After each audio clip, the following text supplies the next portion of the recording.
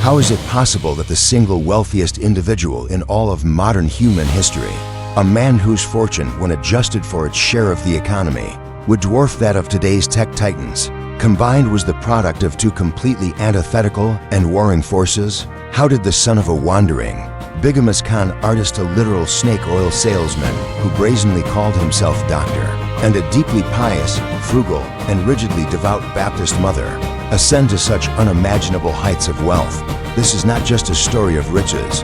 It is the story of a fundamental American paradox, a man who embodied both the ruthless predatory capitalism of his father and the ascetic, disciplined piety of his mother, ultimately becoming the architect of the modern industrial world. The staggering story of contradiction, ambition, and world-altering impact is one of the most essential narratives in modern history. If you believe, as we do, that understanding the complex figures who forged our world is crucial, please help us continue this mission. Take a brief moment to support the channel.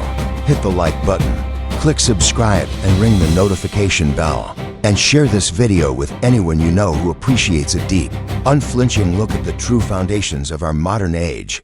To truly comprehend the mind of John D. Rockefeller, one must first understand his father, William Big Bill Rockefeller. Big Bill was a force of nature, a gregarious, charming, and utterly amoral rogue who abandoned his family for long stretches, leaving them in near poverty. He was a traveling botanic physician and con artist, selling dubious cures from the back of a wagon. He openly bragged about his predatory schemes, once stating, "I cheat my boys every chance I get. I want to make 'em sharp." He lived a life of deceit, maintaining multiple identities, had a second family, and was once indicted for rape, embodying chaos, risk, and a life built on pure performance, holding the fractured family together in the chaotic, uncertain wake of Big Bill's absences was his mother, Eliza Davison Rockefeller. She was, in every conceivable way, the absolute antithesis of her flamboyant husband, austere, profoundly religious,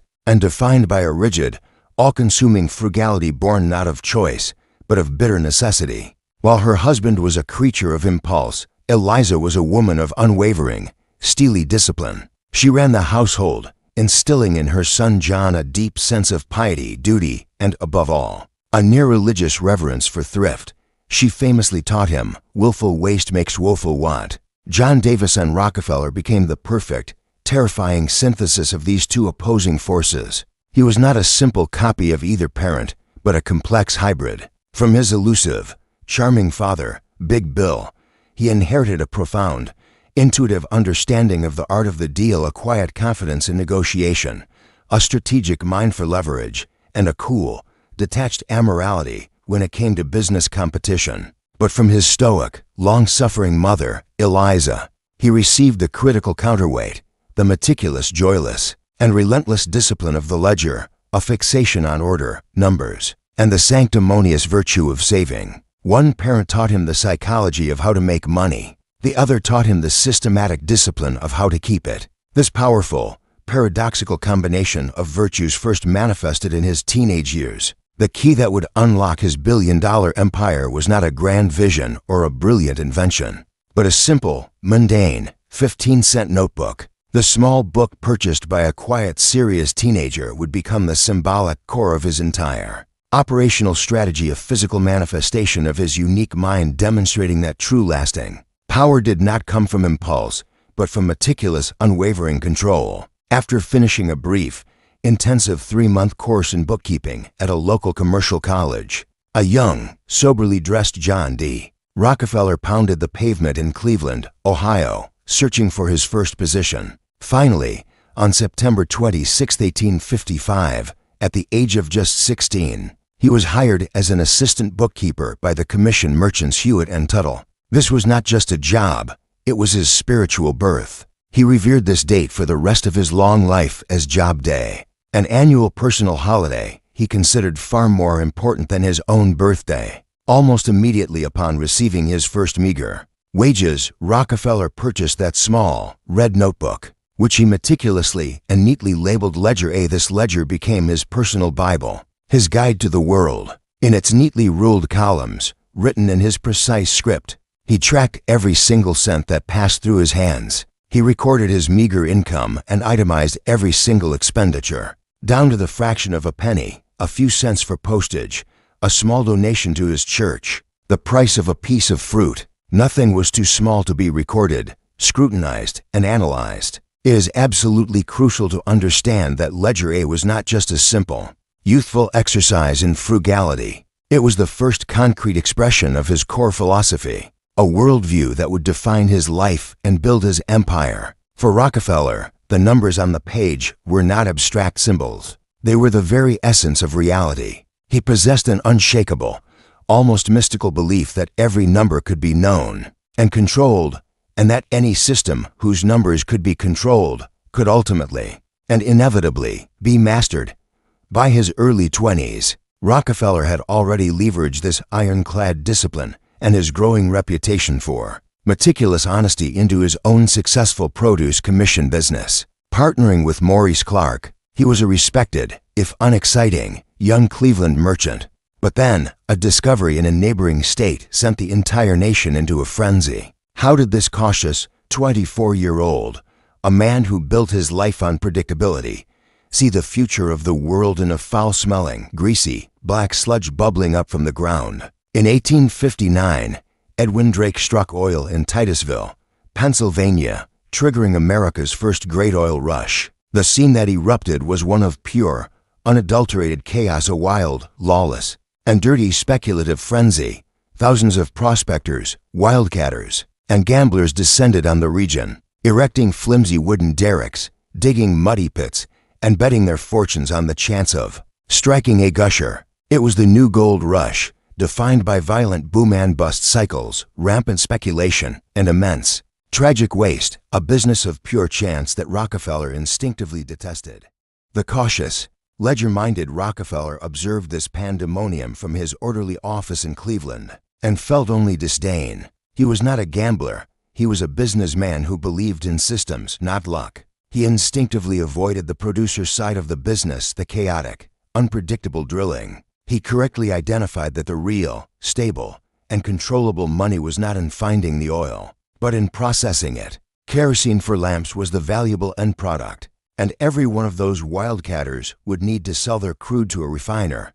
In 1863, at the height of the Civil War, the 24-year-old Rockefeller pooled his capital with his partner, Maurice Clark, and invested in a small refinery in Cleveland, run by a chemist named Samuel Andrews. Cleveland was the perfect strategic location, a major transportation hub, connected by railroads and waterways, allowing them to source crude from Pennsylvania and ship refined kerosene west. While others gambled in the muddy fields, Rockefeller applied his Ledger A philosophy, analyzing costs, eliminating waste, and beginning his relentless quest for total control. By 1870, his firm, now renamed Standard Oil, was already the largest and most profitable refiner in Cleveland, but this was not enough. He was surrounded by dozens of competitors. In a business with volatile prices and razor-thin margins, to achieve the absolute order, efficiency, and control he craved, he needed to eliminate this wasteful competition. In just 6 weeks in 1872, working in secrecy, he would acquire and absorb 22 of his 26 local competitors, consolidating the city's refining industry into his own hands. In 1872, Rockefeller launched his secret war. He had secretly colluded with the major railroad barons, Vanderbilt, Scott, and others to form a secret cartel called the South Improvement Company. This illegal deal granted Standard Oil massive, preferential rebates on its shipping rates, effectively having his transportation costs. But the deal went even further, and this was the truly diabolical part, a predatory innovation that went beyond mere discounts. Armed with this unassailable weapon, Rockefeller systematically visited his Cleveland rivals, one by one. He didn't shout or threaten. In his calm, quiet, bookkeeper's voice, he laid out the new, unalterable facts. He opened his books, showing them the secret rebate deals he possessed. He demonstrated, with mathematical certainty, that they could no longer compete. Their shipping costs were now double his, and he even received a drawback, a kickback on every barrel they shipped. Their choice was simple and brutal: sell to Standard Oil at his price, often for pennies on the dollar, or face certain, swift bankruptcy. The plan was brutal, chillingly efficient, and ruthlessly effective. Faced with inevitable, mathematical ruin, 22 of the 26 competitors sold their businesses to him, turning over their deeds in stunned, defeated silence. Many were financially ruined, and some were driven to suicide. Rockefeller, devoid of any apparent malice and believing he was simply imposing necessary, divine order on a chaotic industry, later referred to this period of crushing his rivals as simply a good day's work. This campaign became known as the Cleveland Massacre, the foundational move in his march toward total monopoly. But how do you expand this local dominance into national and then global control? How do you master an entire industry when you don't control the source? Rockefeller's genius was in realizing that you don't have to own the oil in the ground. You don't even have to own all the refineries. You just have to control the one critical choke point, the one thing they all must use to survive. You control the industry by controlling the trains and later, the pipelines. Rockefeller's genius lay in understanding the business of railroads. The railroads were capital-intensive and fiercely competitive, desperate for consistent, high-volume freight to fill their cars and pay their bonds. Individual refiners shipped erratically. Standard Oil, as a consolidated behemoth, could guarantee massive, predictable, daily shipments, thousands of barrels a day. He used this guaranteed volume as a weapon, playing one railroad against another and demanding massive rebates, a secret refund for every barrel it shipped, giving him a huge price advantage. This rebate system meant his transportation costs were significantly lower than anyone else's, allowing him to undercut their prices in any market and drive them out of business. But he didn't stop there. He then demanded something even more sinister and predatory: the drawback. A drawback was a secret payment to Standard Oil from the railroad, consisting of a portion of the shipping fees that his competitors paid. He wasn't just getting a discount, he was making a direct profit every time his rivals shipped a single barrel of oil. Let that concept sink in. Rockefeller was forcing the railroad companies to use his competitors' own money to finance their destruction. It was a perfectly closed loop of corporate warfare, a parasitical arrangement that made competition mathematically impossible. His rivals were, in effect, paying a direct subsidy to Standard Oil with every sale they made, unwittingly funding the very war machine that was driving them into bankruptcy. This absolute control over transportation was his ultimate secret weapon.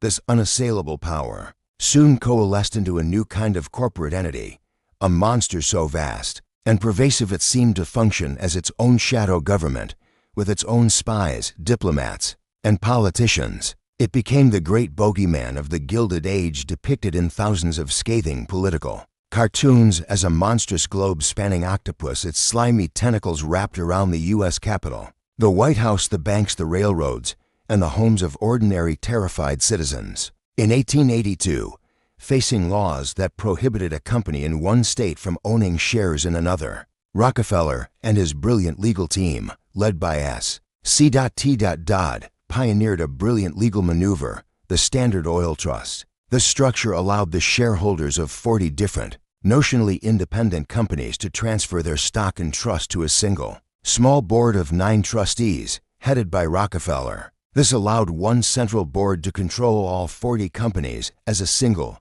unified, colossal, and legally evasive entity. With the trust structure in place, Rockefeller perfected vertical integration on a scale never before imagined. He didn't just refine oil. He sought to own every single step of the process, to control every single penny of the cost. Standard Oil owned the pipelines, the tank cars, the forests for lumber, the barrel-making factories cutting the cost of a barrel from $3 to $1, the chemical plants, the warehouses, and the shipping fleets. He controlled every single cost, down to the penny.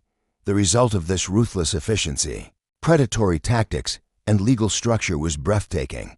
By 1890, the Standard Oil Trust, this singular entity, controlled an estimated 90% of America's and thus the world's refined oil.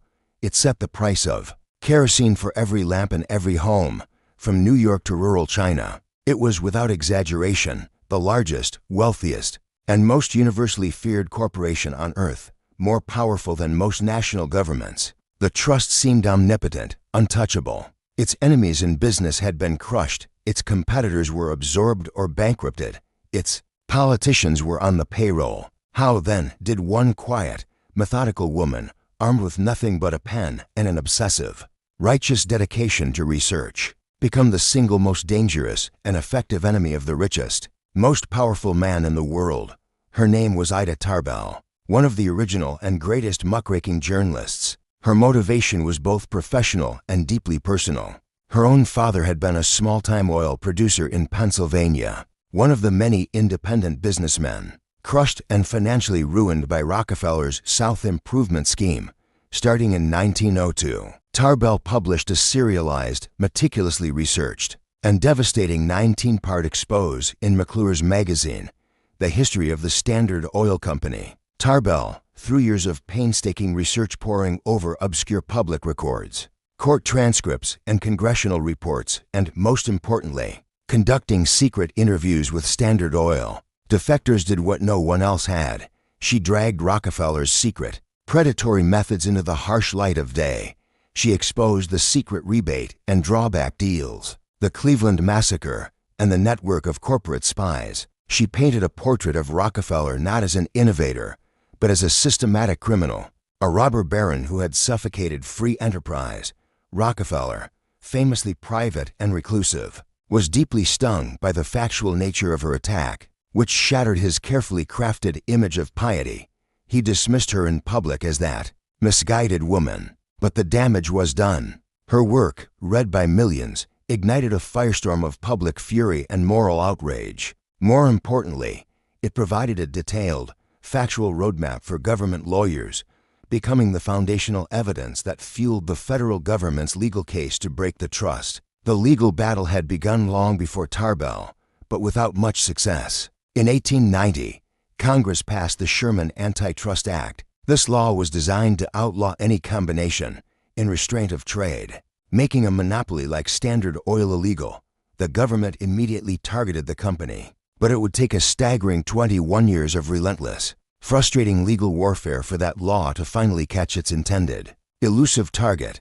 The problem was that the trust was a brilliant legal target, a moving, shape-shifting entity. State after state, beginning with Ohio in 1892, successfully sued and dissolved the trust. But this was a hollow victory. Rockefeller's legal team would simply comply, dissolve the formal structure, and then immediately reform the exact same monopoly under a different legal guise, most notably as a holding company. Standard Oil Company of New Jersey in the corporately friendly state of New Jersey. This legal game of cat and mouse continued, but finally, fueled by the explosive public anger from Tarbell's revelations and the trust-busting political will of President Theodore Roosevelt, the federal government consolidated its efforts. In 1906, it filed a massive lawsuit against Standard Oil of New Jersey, accusing it of violating the Sherman Act.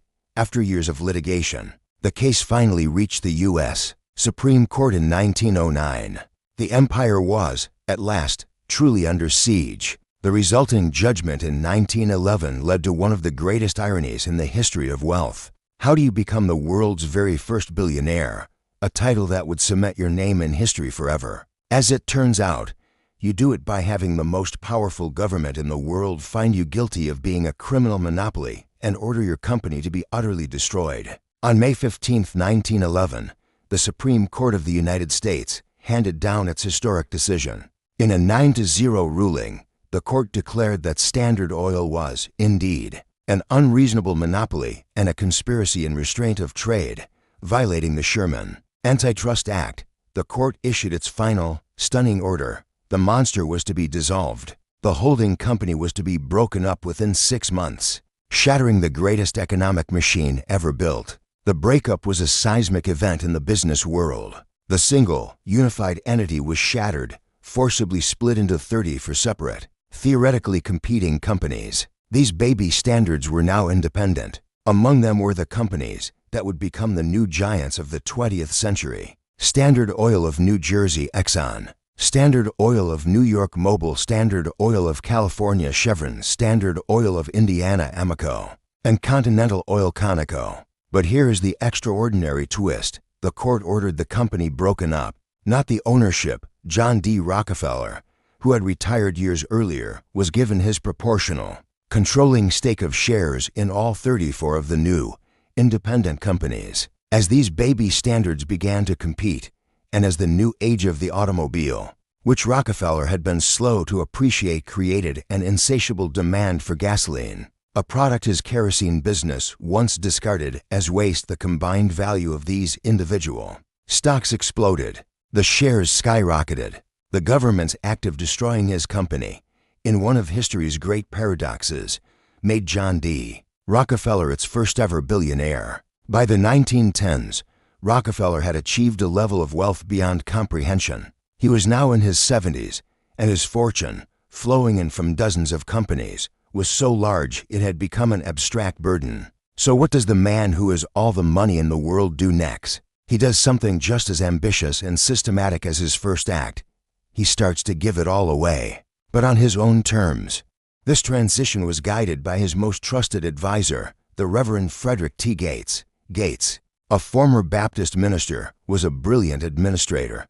He famously wrote a memo to Rockefeller, warning him that his fortune was rolling up like an avalanche, and that if he didn't learn to distribute it wisely, it would crush him and his children. Rockefeller, deeply religious his entire life, embraced this challenge. His second act would be his new business, the business of benevolence. Crucially, Rockefeller applied the exact same Standard Oil mindset to his giving. He had no interest in the retail charity of his day, giving handouts to the poor, which he found inefficient, sentimental, and unsustainable. Instead, he and Gates pioneered the concept of modern, large-scale, scientific philanthropy. He created massive, professionally managed foundations, corporate structures designed not just to alleviate symptoms, but to attack and solve the root problems of humanity through science and data. His early ventures in this new field were transformative. He essentially created the University of Chicago from scratch, providing seed money and vision to turn a small Baptist college into one of the world's preeminent research universities overnight. In 1901, he founded the Rockefeller Institute for Medical Research, now Rockefeller University, a revolutionary institution dedicated to pure, root-cause scientific research, which would become a global center for medical breakthroughs and produce dozens of Nobel Prize winners. This new model of scientific philanthropy soon found its most famous application in public health, tackling a problem that afflicted an entire region of the United States. How did Rockefeller's tainted oil money, applied with the cold, systematic logic of a business plan, manage to save millions of lives in the American South from a debilitating, unseen, microscopic monster? In 1913, he officially established the Rockefeller Foundation, endowing it with an unprecedented $100 million.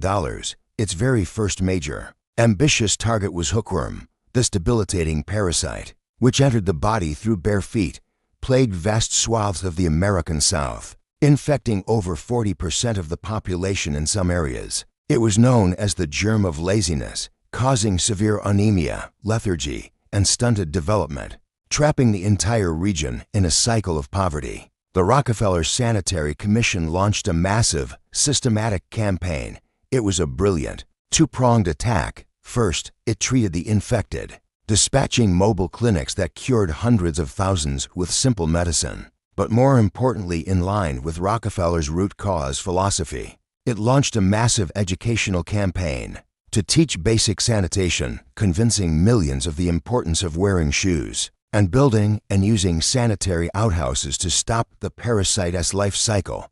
The campaign was a staggering success, effectively eradicating the disease. This was the perfect expression of scientific philanthropy, a term Gates himself coined. It wasn't just charity, it was a business plan for humanity. It used data to identify a problem, scientific research to find a cure, and systematic organization, logistics, education, treatment to solve it on a global scale. This model, using data and science to find scalable solutions, would become the template for all modern, large-scale philanthropy. From the Gates Foundation's fight against malaria to global vaccination efforts.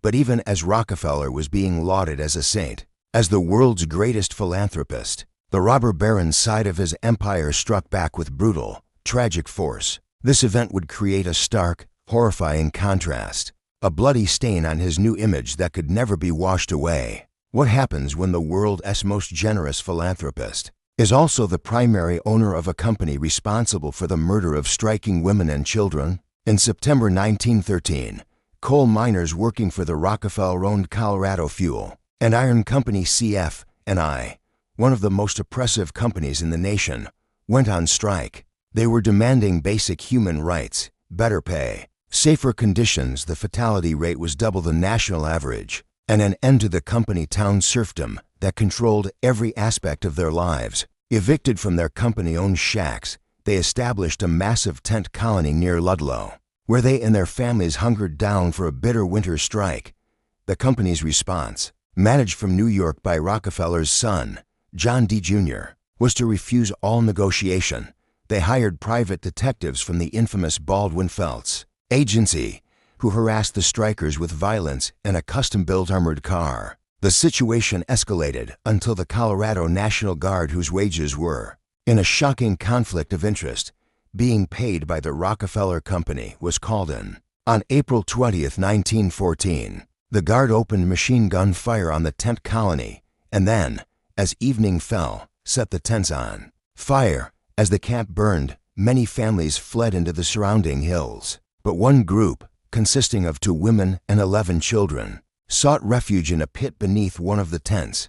As the fire raged above, the tent collapsed, and all 13 people were either suffocated or burned to death. The Ludlow Massacre, and the discovery of this black hole of Ludlow, became an immediate and devastating international public relations nightmare, exposing the brutal, bloody hypocrisy at the heart of the family's empire.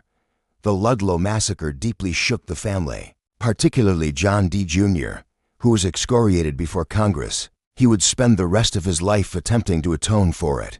But for the elder Rockefeller, the focus was always on his dynasty. How does the richest man in history ensure his heirs don't become lazy? How does he teach them the value of money? By giving them dimes. Rockefeller raised his only son, John D. Jr., with the exact same severe, frugal principles his mother Eliza had taught him. Jr. was forced to do manual chores around the family's vast estate to earn his meager allowance. He had to keep his own ledger, accounting for every penny. He was taught, with religious gravity, that the family's wealth was not a gift, but a sacred trust, a heavy burden of responsibility given to them by God.